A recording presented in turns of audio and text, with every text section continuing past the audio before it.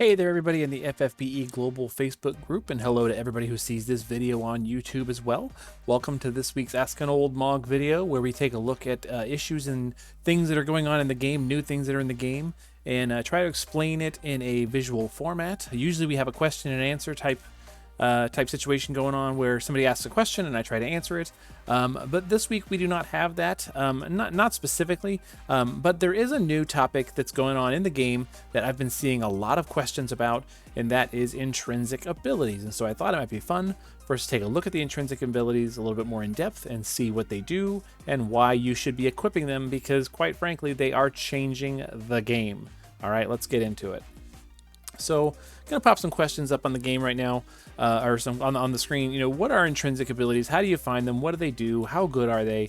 Well, here's the good news. So far, intrinsic abilities, well, plain and simple, are abilities that basically like take existing characters and they give them big buffs that are not necessarily tied to EX levels or leveling them up or anything like that. You just have these abilities that the game gives you.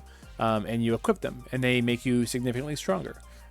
Make specific units specifically stronger. So how do you find them right now? So far, all 6 of the ones we've gotten have just been given to us by login rewards, and the most recent 4 are the ones you see on screen: Starlight Elena, Sky, Olivera, and Yoshikiri. And so I'll talk a little bit about those in particular today, because quite frankly, this batch has been super good. I thought the ones we got last time were good. These are really good. Okay, so what do they do? Let's talk a little bit about this. So I'm going to look at Elena first. You'll notice that my Starlight Elena, yeah, she's EX +3, so she's, you know, the highest level and the highest rarity she can get without going into, you know, Emperor Gigantars to take her up to level 130. But I want to point something out. She doesn't have any equipment, right? She is completely empty except for her intrinsic ability. I'm gonna go ahead and click on this and hold it, tell you what it does. It gives her 2000 attack, it gives her 2000 magic, and it gives her 80% on top of that.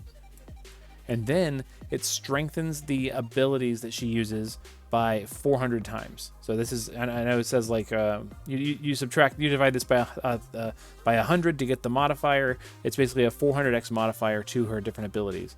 And so between the attack, the magic, the percentage boosts, and this list of abilities that are now increased dramatically by that modifier boost, she's absurd. She does so much damage now, and damage that was not very good, because this ability, Gemini Blade, right? Okay, great. It's a very weak attack. 400 with a single hit at the end. That's a little stronger. So 40 and you know, a 4x with a 20x hit at the end of it. Well, try adding 400 to that. That's significant. That's a significant boost in power. Okay, very strong. With this hidden power ability, and it does work in both forms. She can wear it in both forms. So we'll go ahead and do this here. It's called hidden power, so we'll go ahead and find it. Hidden power, there we go. And what's neat about this is you can pretty much assume that Elena, now that she has this ability, is going to be wearing this at all times. So if you're struggling with like how to find them in the game, once you've got it equipped, you could just click set as favorite. And now her favorite equipment has been overridden, and this will always be equipped, because it doesn't like pull up to the top like Trustmasters and Super Trustmasters do. So like her Trustmaster reward, you know, if you don't have any filters on, it's up at the top. Anything that procs her Trustmaster bonus is up at the top. It doesn't do that with her intrinsic ability, hidden power. So you want to just save it as a favorite. It'll be really easy to put on there and not have to remember what it is for next time. It's a little tip I picked up from Dream over on the Global Exclusive podcast. So that's pretty cool. You can just save it as her favorite equipment, and now it's always available, because you're probably always going to have this equipped now that it's in the game. It's fantastic. Let's look at another one. So here's Sky's. You know, look at this. No equipment, only one ability, and she's got 4000 attack. That is because Sky High, right? It gives 2000 attack. 80% attack on top of that, and then it boosts these abilities by 15 times. Her jumps, so her jumps get a fairly sizable bonus to their damage, right? And it gives her 4 different killers at ridiculously huge amounts. So if you're trying to gear for like Clash of Wills, which is a beast insect boss, for example, this one ability gives you 250 of each modifier for Beast and Insect. This is insane for one ability, right? Yeah, it's boosting her jump damage, and most people in Clash of Wills use her as a LB finisher. Great. This ability helps her do jump damage really, really well. Jump modifiers are insane, and this is an increase to her jump modifier. It's so good. And we're not even done.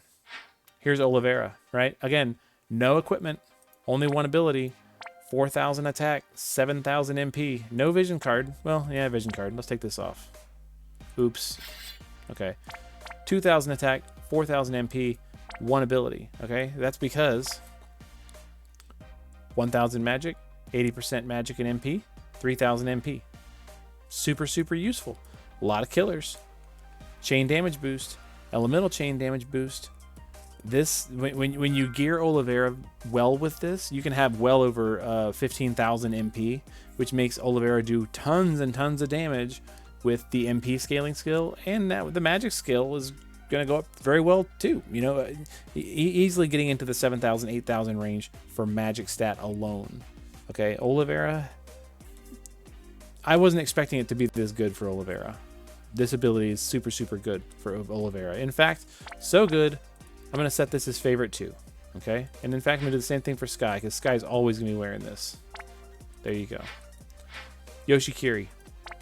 You might think, oh, this is not buffing him up that much. Look at this. It's a usable ability in combat. It's available every 5 turns. You can use it on turn 1. 400% to all stats for all or for a single ally. 300% LB damage boost for one ally for 2 turns. And then machine killer, human killer, magic and physical for a single ally, 200%. Huge buff. And all enemies get a 35% reduction to throwing weapons. So if you're just going to have one person do all the damage, you're going to like an LB capper or something like that. Hit them with this on turn 1. Done. Especially if it's a human and machine boss. This is just increasing Yoshikiri's ability to give your party damage. And you don't even have to have him at EX3 to do it. His other really good one, I don't even have it, right? His other really good ability, the Frozen LCD. I don't have this one. It's only 160. Now it's all allies. It's only 160. The other one's 200 for a single ally. Super, super valuable. Frozen LCD is super, super good, but you got to be at EX3 to do it. If you've got a Yoshikiri and you logged in to get this intrinsic ability, you're set. This is a super, super useful ability for Yoshikiri. So you definitely want to be on the lookout for these intrinsic abilities. If they keep giving them to us for free, you know, they're going to change the way you gear these units in a meaningful way and make them significantly stronger. So definitely keep an eye out for them. Be sure you log in on the days they give them out. They did talk about during the anniversary live stream that we might get to a point where we're making these with like master crowns or in mystery crystals, which I mentioned in last week's video about the other intrinsic abilities we already had. Seeing how strong these are, if they ever give them out for mastery crowns or mystery crystals, you definitely want to be stockpiling them now so that you can make them later. This is super valuable. These are changing the game. Elena is now like extremely good at damage, especially against demons and humans. Sky's now like easily capping 4 different killers and able to jump really, really hard on them. Olivera, I just cleared all the new story content this week using Olivera. It's insane. I've never used Olivera for anything, and this week I cleared all the story content using Olivera just to test it out. This is so good for Olivera. Yoshikiri's super, super valuable. Makes him a very easy to use buffer for your party. So that's all I really got for right now. The intrinsic abilities are super powerful. You want to keep an eye out for them. Save your resources so you can craft them if we ever have to. And you definitely don't want to miss out on them. Make sure you're getting them and picking them up. If you've got a question you want to see in next week's video, let me know. I'd be happy to go over something in more detail or you know, talk about a new thing in the game. But for now, I'm going to be done for the night. I'm going to go to bed. I'm going to go work on Clash of Wills and stuff tomorrow. And yeah, hope you guys all have a good night, good weekend, and be good to each other. And we'll see you in the game. All right.